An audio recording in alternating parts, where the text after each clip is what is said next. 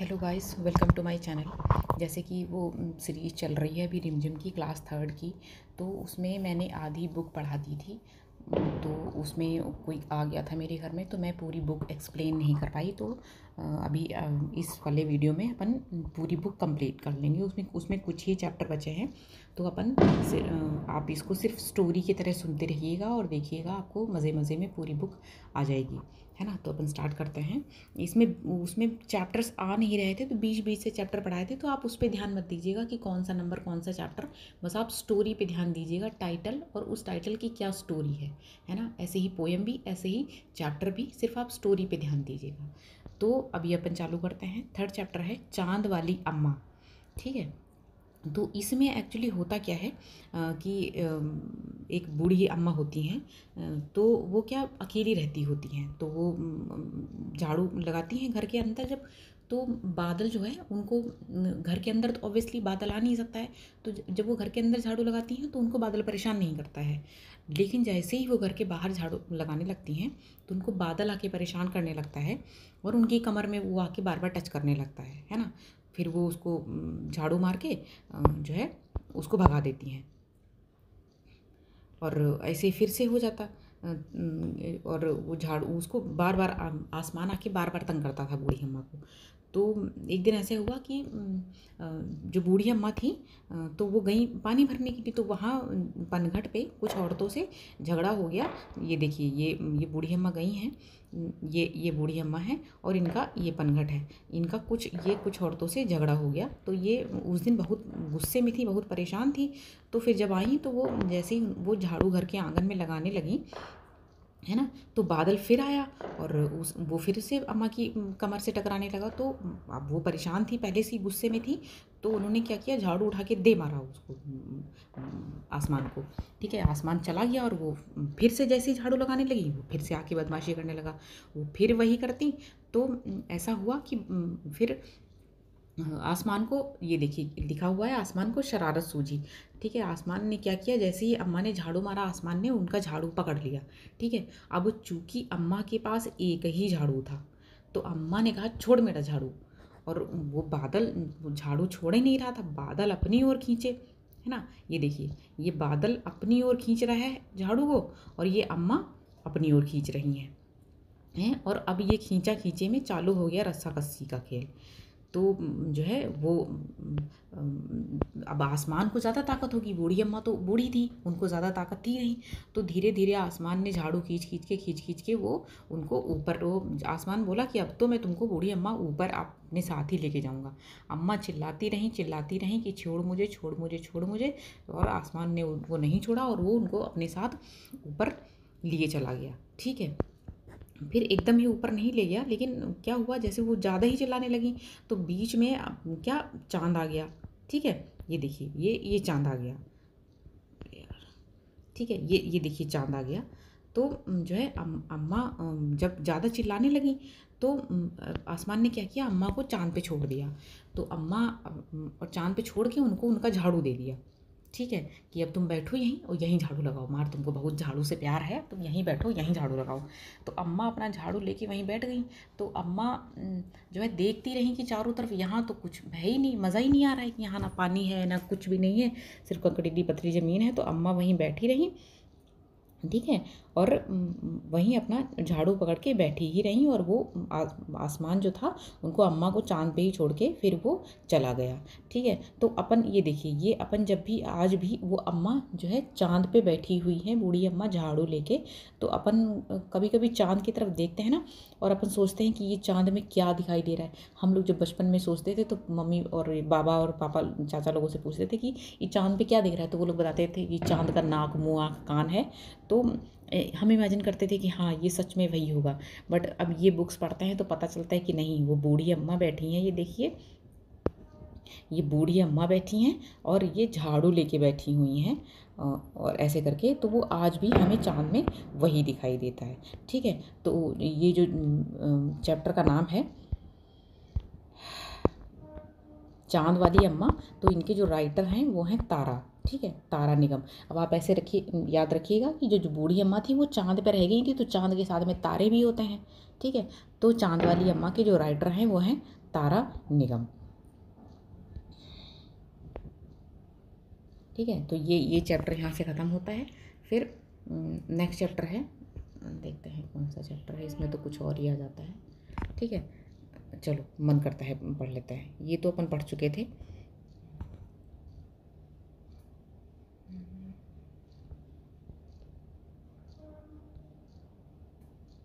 हाँ, ये उसके चाँद वाली अम्मा के बाद में ये चैप्टर आता है बहादुर बिट्टू। तो बिट्टू नाम से ही पता चलता है कि ये पंजाबी नाम है ना। बिट्टू, कम्मो, ये सारे नाम पंजाबी होते हैं। तो ये एक पंजाबी लोक कथा है। ठीक है, तो चैप्टर का नाम है, इस स्टोरी का नाम है बहादुर बिट्टू। इसमें बेसिकली होता क्या है कि एक कपल होता है, मतलब हस्बैंड वाइफ होते हैं, किसान होता है, वो सरदार जी होते हैं, वो किसानी करते हैं, और उनकी वाइफ होती है, तो उसका नाम होता है बिट्टू। ठीक है, तो एक दिन वो जो किसान होता है वो खेत में हल चला रहा था, तो खेत से आया, एकदम परेशान सा आया, तो उसकी वाइफ बिट्टू ने पूछा कि क्या हुआ जी। तो सरदार जी ने कहा कि ऐसा है कि खेत में एक शेर आया था, तो वो मेरे अपना बैल मांग रहा था खाने के लिए। तो मैंने उससे कहा कि मैं बस आ गया, और मैंने बोला कि तुम मेरा बैल मत खाओ और मेरी गाय ले लो, इसलिए मैं गाय आया हूँ लेने, और अपनी गाय दे दो बिट्टू, और मैं उसको शेर को दे दूँगा। तो बिट्टू बोली, हैं अगर तुम गाय उसको दे दोगे शेर को, तो हमारे बच्चे जो दूध पीते हैं, लस्सी पीते हैं, ये रोटी किसके साथ में खाएंगे, फिर हम तो गरीब हो जाएंगे, परेशान हो जाएंगे हम, तो इसलिए मैं गाय तो नहीं दूंगी। तो जो है तुम उसको एक तरकीब सूझी। अब चूंकि चैप्टर का नाम ही है बहादुर बिट्टू, तो वो समझदार थी, तो उसको एक तरकीब सूझी कि जो है उसको तरकीब सूझी कि तुम जाओ और उसको शेर को बोल दो कि हमारे पास एक घोड़ा है, हम तुमको गाय की जगह घोड़ा देंगे, है ना, खाने के लिए, तो तुम घोड़े को खा लेना, है ना। तो शेर ने कहा ठीक है। तो किसान जो है खेत में गया, और शेर जब आया तो किसान ने कहा कि तुम्हारा गाय से कुछ तो होगा नहीं, हमारी गाय तो बहुत मरियल है, तो मेरी जो बीवी है ना, वो मोटा ताज़ा घोड़ा लेकर आ रही है, ये देखिए दिखाई, मोटा ताज़ा घोड़ा लेकर आ रही है। तो उसने कहा ठीक है। तो फिर क्या हुआ, बिट्टू जो है एकदम ऐसे आदमी सा बन के, एकदम सिर पे बड़ा सा पगड़ बांध के, हाथ में दराती दराती, वो होता है जो हंसिया जिसे यूपी में बोलते हैं, एक बड़ा सा चाकू होता है घूमा हुआ, उसे गन्ना वगैरह काटते हैं, और उसमें छोटे छोटे से दांत लगे होते हैं, ऐसे जिगजैग में, एकदम जो उसकी धार होती है बराबर नहीं होती है, उसको दराती बोलते हैं, क्योंकि उसमें दांत लगे होते हैं। ठीक है, तो ऐसा सा हथियार लेके हाथ में दराती पकड़ के, और ऐसे सिर पे पगड़ी वगड़ी बांध के वो घोड़े पे आई। ठीक है, तो घोड़े पर आई, और उसने किसान से कहा कि किसान, तुमने तो बोला था कि तुमने 4 शेर पकड़ रखे हैं, अब मैं नाश्ता क्या चीज़ का करूँगी, अभी एक शेर, वो भी ऐसा मरियल सा शेर, एक शेर से मेरा तो पेट ही नहीं भरेगा। तो शेर ने सोचा कि भाई साहब, ये तो राक्षसी है, ये तो शेर खाती है, अब मैं जल्दी से भाग लेता हूँ, वरना तो ये मेरे को खा जाएगी, और ये तो 4 शेर खाती है, मैं तो कल्ला ही हूँ, अकेला ही हूँ, है ना। तो शेर फिर घबरा के भागने लगा, और वो चला गया। ये बातें लोमड़ी देख रहा था, लोमड़ी या भेड़िया, है ना। तो है ना, ये देखिए, ये लिखा हुआ है भेड़िया। ठीक है, तो ये बातें वो भेड़िया देख रहा था। अब भेड़िया, मैंने पहले भी बोला था कि वो ऐसे ही होता है, चालू टाइप का होता है, या तो सोल्यूशन निकाल लेता है या वो आपको फंसा देगा। ठीक है, तो ये सारी चीज़ें भेड़िया देख रहा था। तो भेड़िया ने क्या, सारी बातें, वो चुगलखोर कहीं का, उसने शेर को जाके बता दी कि देखो ऐसा है, किसान ने तुमको मूर्ख बनाया है, कोई वो कोई ऐसा राक्षसी वाक्षसी नहीं है, वो किसान की बीवी है बिट्टू, और उसने तुमको बेवकूफ़ बनाया है। ठीक है, तो शेर ने कहा कि भाई मैं तुम्हारा भरोसा नहीं करता, मैं ऐसे नहीं जाऊँगा। उसने बोला कि तुम किसान के पास जाओ और जाके उसके बैल मांगो या गाय मांगो, खाने के लिए कुछ तो मांगो, तो उसने तुमको बेवकूफ़ बना के भगा दिया है। तो शेर ने कहा कि तुम ठहरे भेड़िया, मैं तुम्हारा भरोसा नहीं करूँगा, तुम एक काम करो, मेरी पूँछ अपनी पूँछ साथ में बांधो, और तुम भी मेरे साथ चलो, है ना। तो तुम ये देखो, ये इसमें लिखा हुआ है कि तुम अपनी पूँछ मेरी पूँछ से बांध लो। तो भेड़िए ने कहा ठीक है, क्योंकि भेड़िए को तो असलियत पता थी, तो उसने कहा कि क्या प्रॉब्लम है, मैं बांध के इसके साथ में चलता हूँ, वैसे भी वो राक्षसी तो है नहीं, तो खाएगी नहीं मेरे को। ठीक है, तो फिर जब दोबारा वो लोग किसान के खेत में गए, तो फिर बिट्टू फिर से बोली भेड़िए से कि हैं भेड़िए, तू अपनी पूँछ में, तूने तो बोला था कि 4 शेर पकड़ के बांध के लाएगा, तो हैं, तू तो एक ही को लेकर आया है। ठीक है, तो शेर को लगा कि भाई अब तो ये भेड़िया भी ये राक्षसी से मिला हुआ है, और बस वो शेर जैसे तैसे दुम दबा के भाग गया, और इस तरह से बिट्टू की समझदारी से उसकी बैल और गाय दोनों बच गए, फिर भेड़िया भी चला गया। ठीक है, तो ये देखिए इसमें इसमें कुछ प्रश्न उत्तर लिखे हुए हैं, ये कहानी में ढूंढो करके ये प्रश्न उत्तर होते हैं। शेर किसान से क्या लेने गया था? शेर किसान से बैल लेने गया था। ठीक है, ये बैल लेने गया था, है ना। फिर बिट्टू शेर ने बिट्टू को राक्षसी क्यों समझ लिया? क्योंकि उसने शेर को खाने की बात की थी, नाश्ते में बोला था कि मैं 4 शेर खाऊंगी। ठीक है, बैल की जान कैसे बच गई? बिट्टू की सूझबूझ और समझदारी से। ठीक है, तो ये चैप्टर यहीं ख़त्म होता है। नेक्स्ट चैप्टर देखते हैं। मन करता है अपन पढ़ चुके थे। एक तो सारे PDF बहादुर बुक तो फिर से आ गया।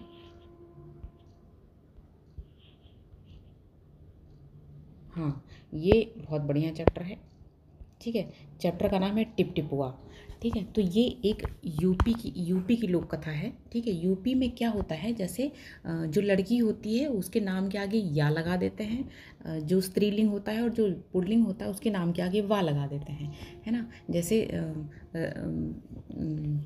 सत्येंद्र नाम है तो सत्येंद्रवा, है ना, ऐसे बोलते हैं। और रिनी नाम है तो रिनिया, ऐसे करके बोलते हैं। तो टिप टिपुआ मतलब होता है जो टिप टिप करके बूंदें टपकती हैं, तो उसको टिप टिपुआ बोलते हैं, है ना।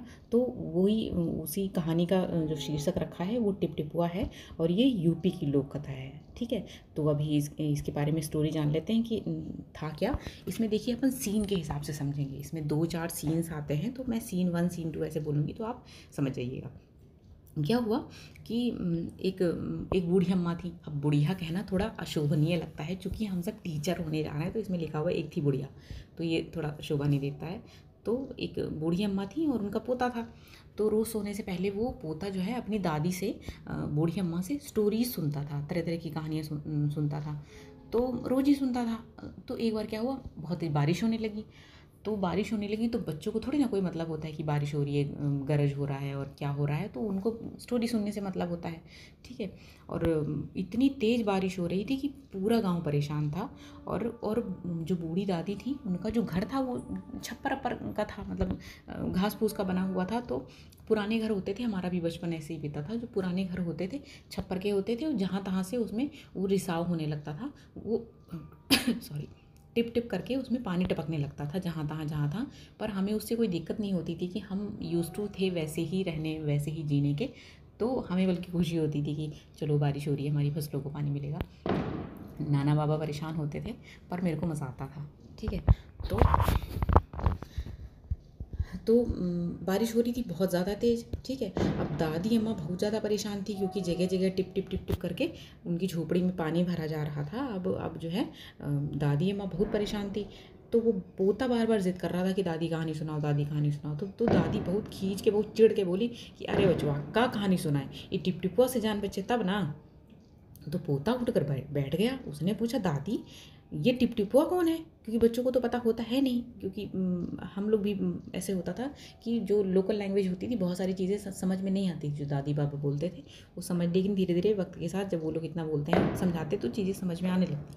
तो बच्चा भी पूछने लगा कि ये टिप टिपुआ क्या है। ठीक है, अब दादी चिड़ी बैठी थी, वो कैसे समझाती। तो बस वो कुछ बोली नहीं, बस वो इतना परेशान थी। तो बच्चा पूछ रहा था टिप टिपुआ कौन है? टिप टिपुआ क्या शेर और बाघ से भी बड़ा बड़ा होता है? ठीक है, तो ये सीन 1 चल रहा है।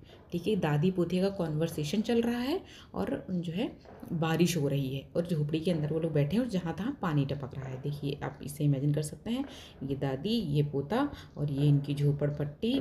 ठीक है, और ये देखिए जहाँ तहाँ पानी टपक रहा है टिप टिप करके। ठीक है, तो ये कॉन्वर्सेशन चल रहा है झोपड़ी के अंदर दादी और पोते का। ठीक है, तो बच्चा पूछता है टिप टिपुआ कौन है, क्या शेर बाघ से भी बड़ा होता है? तो दादी छत से टपकते, वो जो झोपड़ी से पानी टपक रहा था छप्पर से, उसकी तरफ देखकर बोली कि हाँ बचवा, न शेरवा के डर, न भगवा के डर, डर तो डर बस टिप टिपुआ के डर।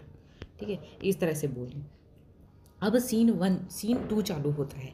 ठीक है, ये जो कॉन्वर्सेशन झोपड़पट्टी के अंदर हो रहा था, तो ये सब क्या, बारिश इतनी तेज़ हो रही थी कि जो है एक शेर रास्ता भटक के जंगल से आके वो दादी के घर के झोपड़े के पीछे बैठा था। कि हम भी थोड़ा बारिश से बच जाएं, है ना। अब ये सारी बातें वो शेर सुन रहा था, ठीक है। अब शेर सुन के उनकी बातें डर गया कि जो टिपटिपुआ होता है वो मुझसे भी कोई बड़ा ही जानवर या जो भी है राक्षस वाक्षस होता होगा, तभी तो दादी अम्मा बोल रही हैं कि ना टिपटिपुआ, ना सिरहू के डर, ना बघऊ के डर, डर तो डर टिपटिपुआ को डर, तो ऐसे करके, है ना। तो शेर बेचारा घबरा गया, बहुत ही ज़्यादा डर और सहम गया, ठीक है। तो उसने बोला कि ज़रूर ये कोई बहुत बड़ी बला है, ठीक है, और इससे पहले कि वो आए इनकी झोपड़ी से निकल के और मुझ पे हमला कर दे, भाई निकल लेना चाहिए यहाँ से, ठीक है। तो बाघ ने ऐसा सोचा और वो दुम दबाकर वहाँ से चला गया, ठीक है। अब यहाँ से सीन 2 ख़त्म होता है और यहाँ से सीन अब जो है एक गाँव में धोबी रहता था, यहाँ से सीन तीसरा सीन चालू होता है, ठीक है। ये सीन नंबर 3 यहाँ से चालू होता है। तो क्या था कि उसी गांव में एक धोबी रहता था और धोबी के पास था गधा, उस गधे से अपने कपड़े वपड़े लाता रह जाता होगा, नदी पर कपड़े धोने के लिए यूज़ करता होगा।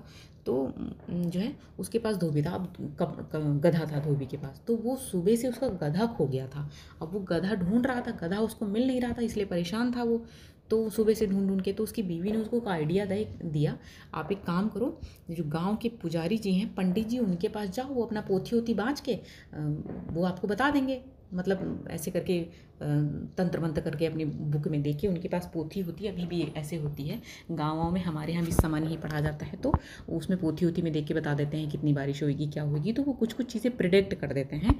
तो जो है वो धोबी की बीवी ने बोला कि पंडित जी से जाके उनसे जाके पोथी बचवा लो, है ना, और वो बता देंगे आपको कि हमारा गधा कहाँ है, ठीक है। तो ये देखिए, और तो पंडित जी के घर गए। अब गांव में इतनी बारिश हो रही थी कि हर कोई परेशान था। अब पंडित जी के घर में भी पानी भर गया था घुटनों घुटनों, तो वो पानी उलझ उलझ के फेंक रहे थे, उलझ उलझ के मतलब एक बर्तन में भर भर के वो अपने घर से बाहर पानी फेंक रहे थे, ठीक है। अब वो पंडित जी पानी उलझते उलझते हो गए थे परेशान कि इधर धोबी आ गया काम बताने उनको कि जो है अपनी पोथी में देख के हमको पंडित जी बता दीजिए, हमारा गधा खो गया है, तो हमको बता दीजिए कहाँ है गधा, ठीक है। तो पंडित जी एकदम जलबला के बोले कि तुम जाओ यहाँ से, हमको हमको नहीं पता तुम्हारा गधा वधा कहाँ है, कि जाके अपने कहीं गढ़ई पोखर में ढूंढो। गढ़ई मतलब होता है गड्ढा, है ना, गढ़ई मतलब होता है गड्ढा, और पोखर मतलब होता है तालाब, इसको लोकल लैंग्वेज में यूपी में गढ़ई पोखर बोलते हैं, ठीक है। तो किसी गड्ढे और तालाब में जाके अपना तुम गधा ढूंढो, पोथी वोथी हमारे नहीं रखा है यहाँ पे गधा, तुम जाओ यहाँ से, ठीक है। इतना बोल के पंडित जी फिर से पानी उलझने लगे, ठीक है। अब धोबी वहाँ से चला गया और चलते चलते एक तालाब के पास पहुँचा। अब जो है सीन 2 वाले जो शेर था, जो दादी और पोते का कॉन्वर्सेशन सुन के भाग गया था डर के, तो वो वहीं तालाब के पीछे एक झाड़ी वाड़ी थी घास वास में, वहीं छुपा बैठा था, ठीक है। तो वो थोड़ा हिला डुला, तो धोबी को लगा कि ये पक्का होना हो हमारा गधा ही है, ठीक है। तो जैसे धोबी बहुत परेशान हो गया था उसको ढूंढ ढूंढ के, जब जैसे धोबी को लगा कि कुछ तो है यहाँ, उसने आओ ना देखा ताओ अपना लठ, मोटा लठ निकाला उसने, उसके पास एक डंडा था, ठीक है। मोटा लठ मतलब उसके पास डंडा था, उसने बस मारना चालू कर दिया, दे दनादन दे दनादन, ठीक है। फिर उसके बाद शेर कुछ नहीं बोला, पिटता रहा, उसने सोचा पक्का यही टिप टिप हुआ है भाई सीन हो गया ये तो। उसने कहा कि पक्का यही टिप टिप हुआ है, इसलिए उसने कुछ बोला ही नहीं। अब धोबी उसको मार मार के बस बोला था कि आज मैं तेरा तो कुछ उम्र निकाल ही दूंगा, कि बेटा तुम चलो घर, अब तुमको मैं बताता हूँ, ठीक है। अब बाघ बिना कुछ चूं चपड़ किए भीगी बिल्ली बन के धोबी के पीछे पीछे चल दिया, ठीक है। अब बिना चूं चपड़ किए, ठीक है, भीगी बिल्ली बन के, चूं चपड़ करने का मतलब, ना करने का मतलब होता है कुछ बोलना नहीं, शांत रहना, ठीक है, बकवास नहीं करना, और भीगी बिल्ली बनना इसका मतलब होता है कि डर जाना। तो बिना कुछ बोले डर के धोबी के पीछे पीछे बाघ चल दिया, ठीक है। तो घर पहुंचकर क्या हुआ, जो धोबी था उसने खूंटे से बाघ को बांध दिया और जाके सो गया, ये रात की बात थी, सो गया, ठीक है। सुबह जब गांव वाले आए धोबी के बाहर, घर के बाहर जब बाघ को बंद देखा, तो सब लोग एकदम ऐसे भौचक्के रह गए कि भाई धोबी ने ये क्या किया, इसके खूंटे में तो शेर बंधा हुआ है, ठीक है। तो इस तरह से ये कहानी ख़त्म हो जाती है, और ये स्टोरी थी टिप टिपुआ की। शुरू से दादी ने बोला टिप टिपुआ, बारिश हो रही थी, तो पूरा स्टोरी जो है वो बारिश की ही है, टिप टिप पानी बरस रहा था, शेर ने सुना कि दादी के मुंह से, और वो उसी से डरा बैठा था, इसीलिए वो गधे से, धोबी से भी डर गया, ठीक है। ये जो टिप टिपुआ स्टोरी के जो राइटर हैं वो हैं गिरिजा रानी अस्थाना। इसको आप कैसे याद रखेंगे, गिरिजा मतलब गरजना, गिरजा नाम से याद रखेंगे, गरजना, और मूसलाधार बारिश हो रही थी, बारिश में बादल गरज रहे थे। ठीक है, तो टिपटिपुआ बारिश होती है और बारिश में बादल गरजते हैं, तो गरजने से याद रखिएगा गिरिजा रानी अस्थाना इस स्टोरी की राइटर हैं। ठीक है, नेक्स्ट चैप्टर देखते हैं। टिपटिपुआ हो गया है। तो ये है बंदरबाट। ठीक है, ये बंदरबाट है।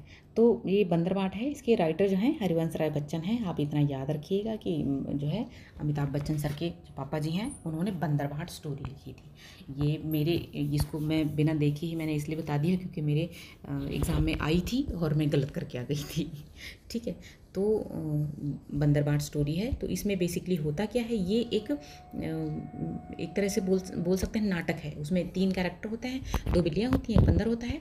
तो जो है इस तरह से वो लोग मतलब बुक में इस तरह से लिखा हुआ है कि पोशाक होनी चाहिए, कि कौन कौन कैरेक्टर होना चाहिए। फिर वहाँ पर एक टेबल होती है, वहाँ रोटी रखी होती है, उसके नीचे तराजू रखा होता है। फिर ऐसे मतलब बहुत खींच के लंबा कर दिया है। बेसिकली स्टोरी है ये कि 2 बिल्ली होती हैं, एक बंदर होता है। तो 2 बिल्लियों को एक रोटी दिखती है, वो दोनों झगड़ने लगती हैं और इतना झगड़ती हैं कि रोटी मेरी, मैंने पहले देखी। तो फिर उनका हिसाब करने के लिए उनको शांत कराने के लिए बंदर आता है, तराजू उठाता है, तोल के रोटी सारी वो फाइनली सारी खा जाता है। ठीक ना, तो 2 बिल्लियों के झगड़े में बंदर का फ़ायदा हो जाता है। तो ये स्टोरी थी बंदरबाट। ठीक है, अभी इसमें खोलो कुछ किसी चैप्टर को और वापस से बंदरबाट खुल गया है।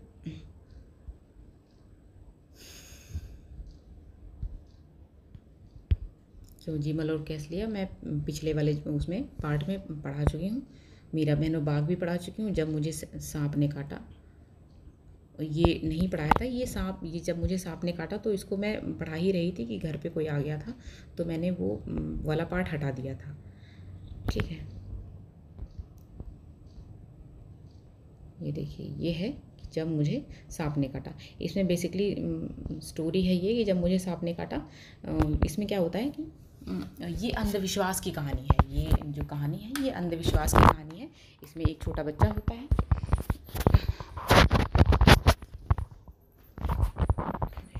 इसमें एक छोटा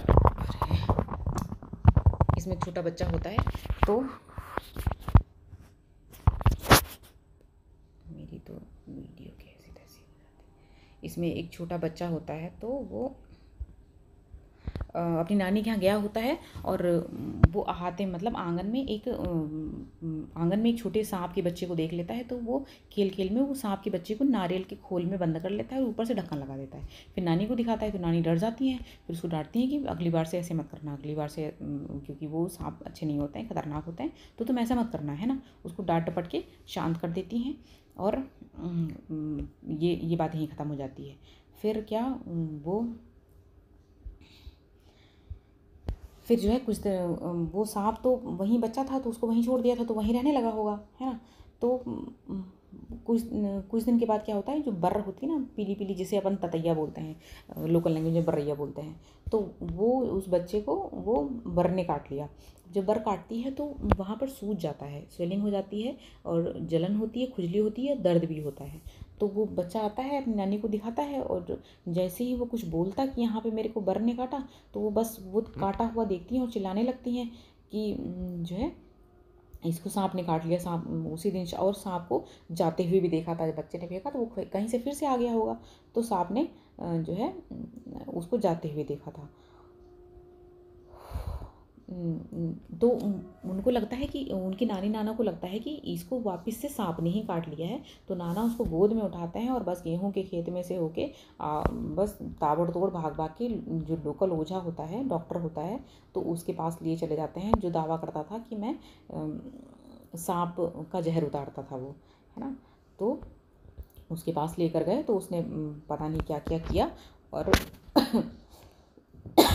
सॉरी, और वो जो है उसने पत्ते वत्ते रखे और बहुत सारी चीज़ें रखा के पीतल के बर्तन में कुछ पानी लाके और तंत्र मंत्र पढ़ने लगा। ये देखिए यहाँ लिखा हुआ है कि पीतल के बर्तन में के सामने मेरे सामने बैठ के मंत्र पढ़ने लगा, है ना।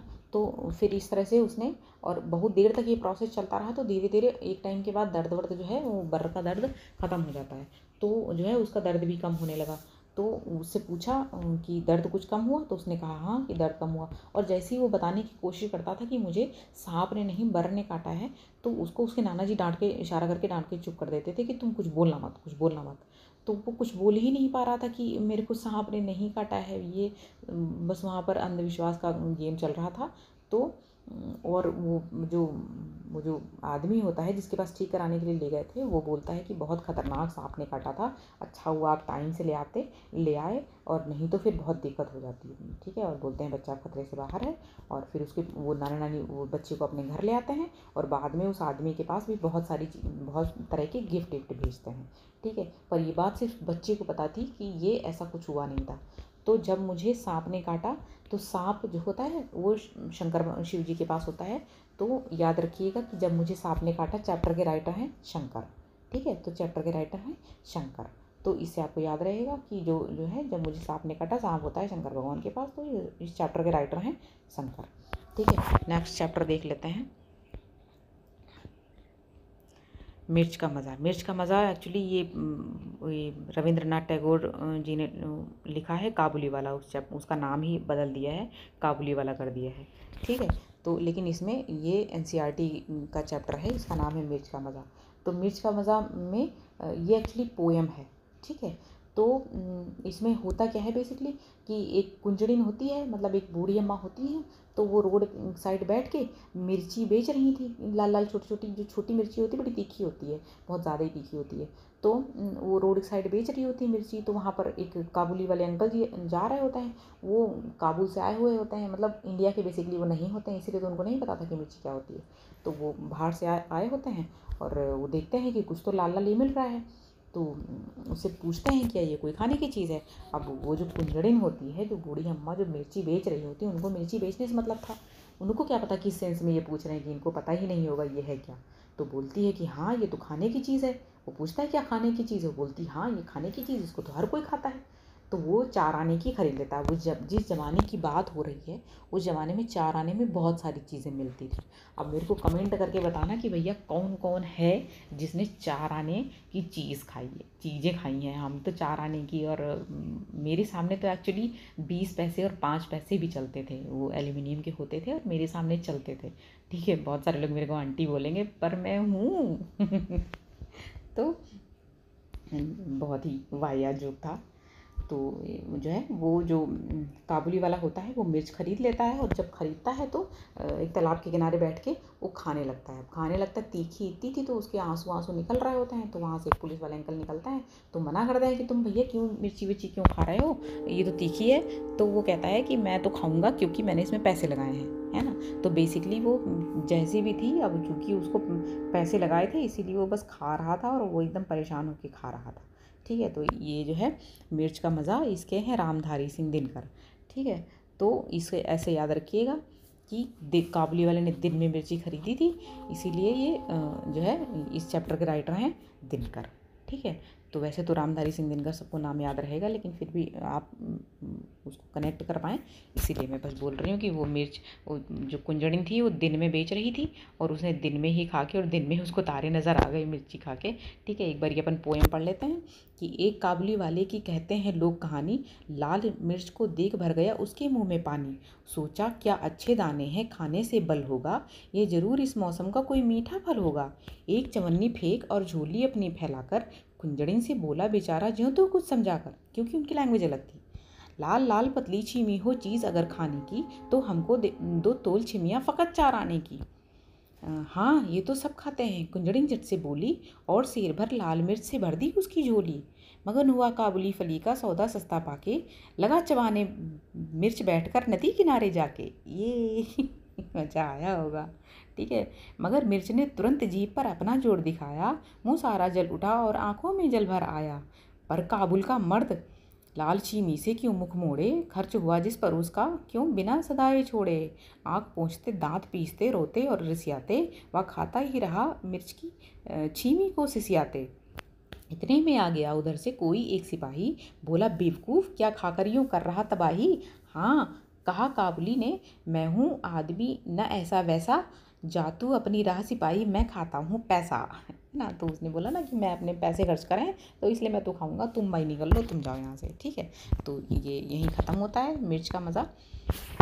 नेक्स्ट देख लेते हैं सबसे अच्छा पेड़, ठीक है। तो ये सबसे अच्छा पेड़ भी, इसमें पेड़ों के बारे में बताया गया है कि भाई सबसे अच्छा पेड़ कौन सा होता है। बेसिकली सारे पेड़ों की तारीफ़ की गई है, पर इसको एक स्टोरी की तरह इसमें बताया गया है, ठीक है। गुंजा गुंजा गुंजा नहीं घूमेगा भाई, ठीक है। तो इसमें ये इसके बारे में बताया गया है, ये कुछ भी नहीं है, ठीक है। सबसे अच्छा पेड़, इसमें क्या 3 भाई होते हैं, तो वो घर से निकलते हैं, ठीक है, और नए घर की तलाश में निकलते हैं कि हम जाएंगे और नया घर ढूंढेंगे, ठीक है। तो रास्ते में चलते चलते एक भाई को, तीनों को जो है एक आम का पेड़ मिला। तो जो है उसमें मीठे मीठे आम लगे थे, तो उन्होंने आम तोड़े और खाए और उसकी ठंडी ठंडी छाँव में नीचे आराम करने लगे, ठीक है।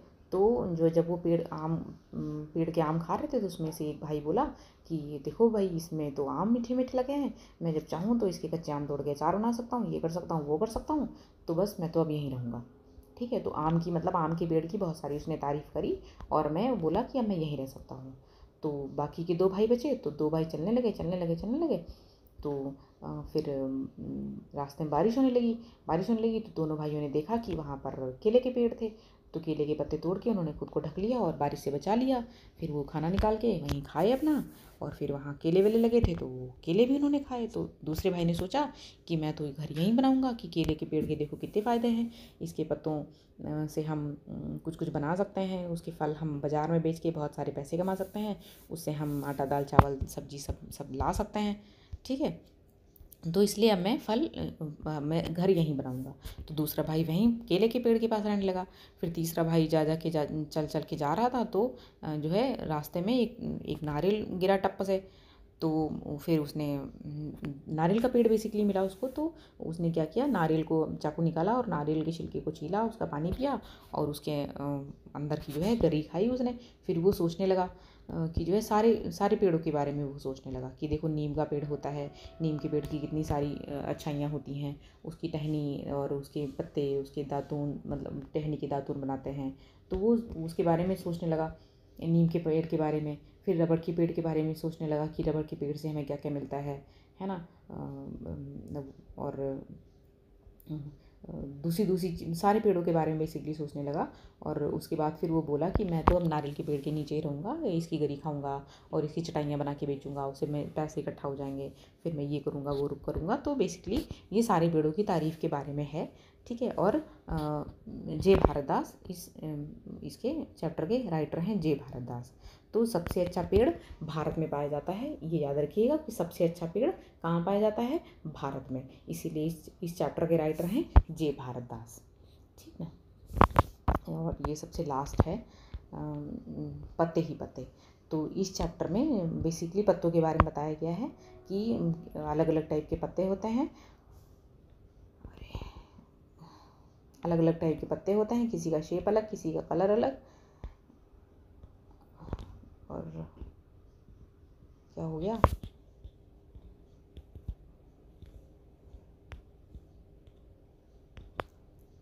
चलो खुल नहीं रहा है, मैं बता देती हूँ कि इसमें सबके बारे में अलग अलग बताया गया है कि जो है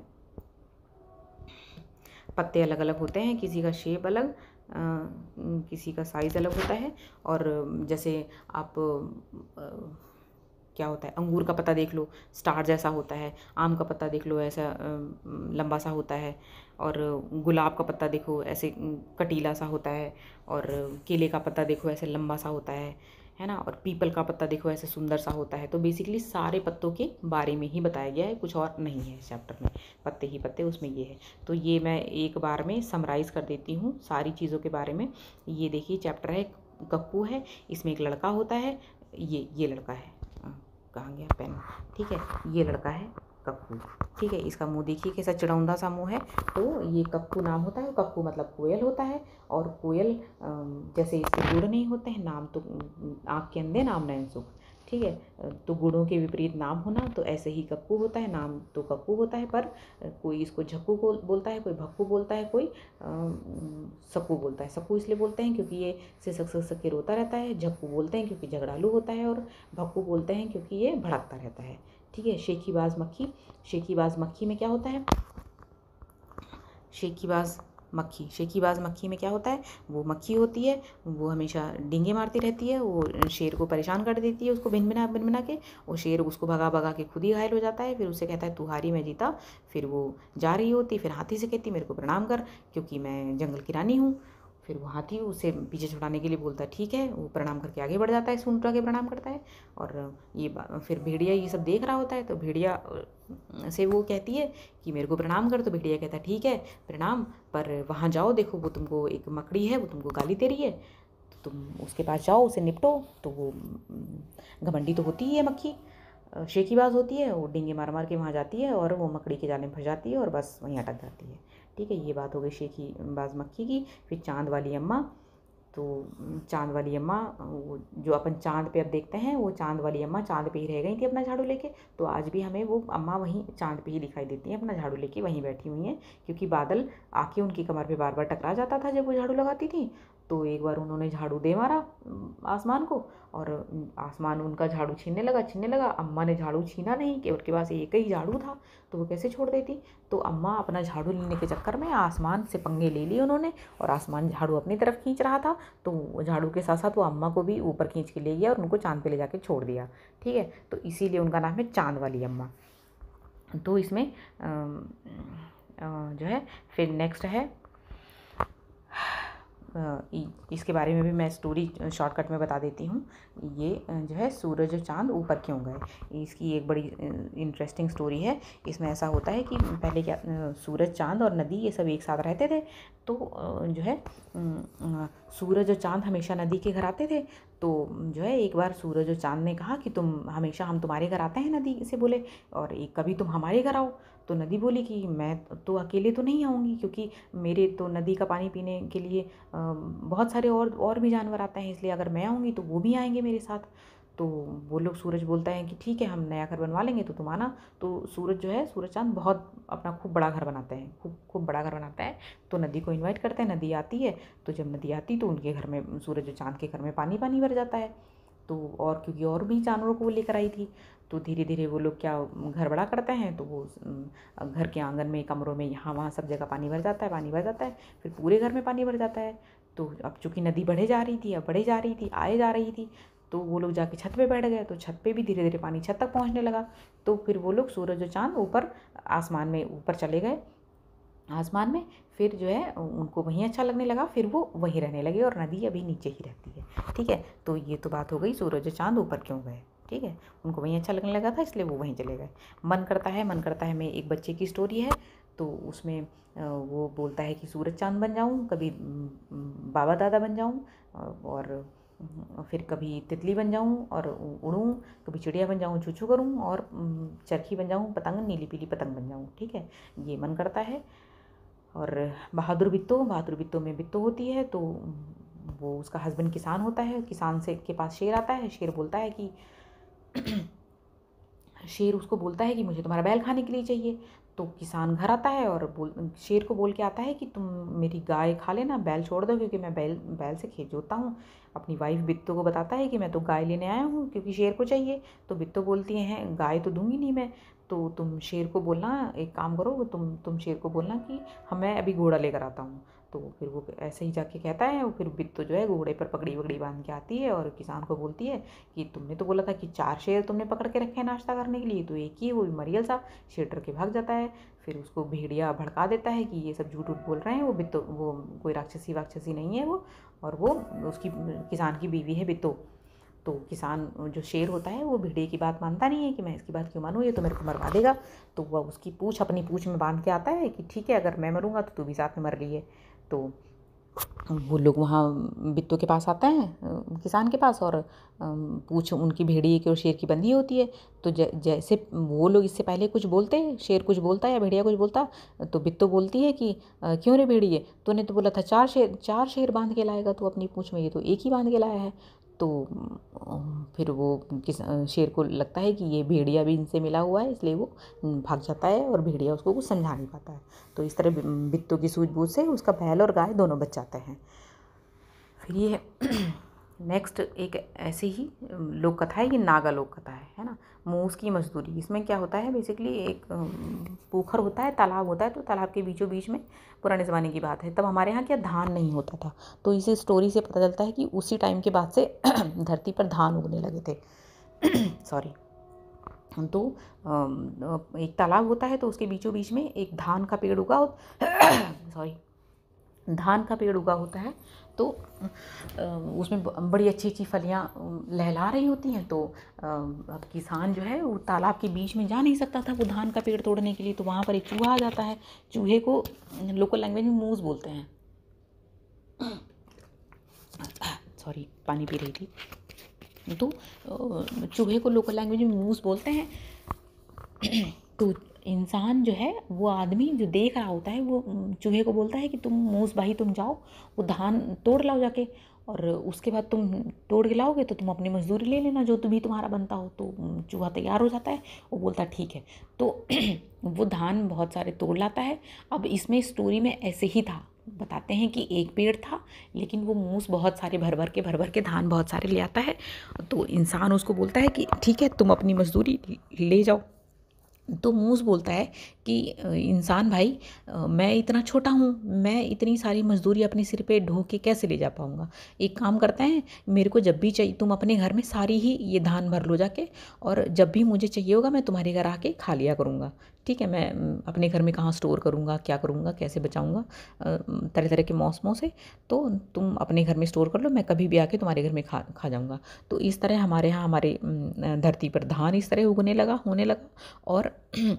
और जो है, तब से ही हमारे घर में चूहा आके सारी चीज़ें कुतर के खाने लगा। मतलब बेसिकली राशन पानी जो चूहा हमारे यहाँ आके खा जाता है, तो इस तरह से चूहे घर में आना चालू हो गए। तो ये कहानी हुई मूस की मजदूरी। तो इंसान के घर में वो आज तक चूहा आता है, वो अपनी मजदूरी लेने के लिए आता है। ठीक है, फिर नेक्स्ट स्टोरी है हमसे सब कहते। ठीक है, तो मतलब इसमें एक बच्चा होता है, तो उससे सब कहते हैं कि ये करो वो करो वो करो, और कोई बड़ों से नहीं कहता है, कोई चांद सूरज से नहीं कहता है, कोई इससे नहीं कहता, उससे नहीं कहता, बस सारा काम सब उसी से कहते हैं। कि यूपी में बोलते हैं मैं को हम बोलते हैं, कि हमसे सब कहते हैं, किसी और से कोई कुछ नहीं कहता है। कि पानी की बोतल भरो फ्रिज में रखो, ये करो वो करो, हमसे ही सब कहते हैं, किसी और से कोई कुछ कहता है नहीं। ठीक है, तो ये हो गई हमसे सब कहते हैं ये वाली स्टोरी। फिर टिप टिपुआ होती है। तो ये टिप टिपुआ भी बताया कि बारिश हो रही होती है, दादी और पोते का कॉन्वर्सेशन चल रहा होता है, और ये कॉन्वर्सेशन में जो टिप टिप जो गिर रहा होता है। सॉरी, मैं इसलिए शांत हो गई थी, मुझे लगा मेरी बेटी जग गई है। अभी रात का 1 बज गया है और मैं वीडियो बना रही हूँ। ठीक है, तो गाइस आप लोग प्लीज़ सपोर्ट कीजिएगा। चलिए आगे बढ़ते हैं। टिप टिपुआ की स्टोरी की बात कर रहे थे, तो वो पानी टिप टिप करके टपक रहा होता है। कि बूढ़ी अम्मा बूढ़ी होती हैं, मतलब गरीब होती हैं, तो उनके छप्पर से पानी टिप टिप करके टपक रहा होता है। पोता पूछता है कि ये टिप टिपुआ, और ये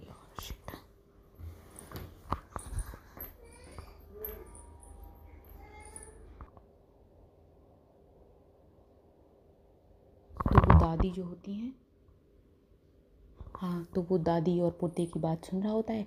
क्योंकि दादी बोलती हैं कि टिप टिपुआ से हमको डर लगता है, ना सिरहू का डर, ना बघऊ का डर, डर तो डर टिप टिपुआ को डर। तो वो शेर ये सब बातें सुन रहा होता है, तो उसको लगता है कि टिप टिपुआ हमसे भी कोई बहुत बड़ी बला है। ठीक है, फिर उधर एक और सीन आता है। तो उसमें पूरे गांव में चूँकि बारिश हो रही होती है, तो उसी बारिश में एक धोबी होता है, उसका गधा खो गया होता है।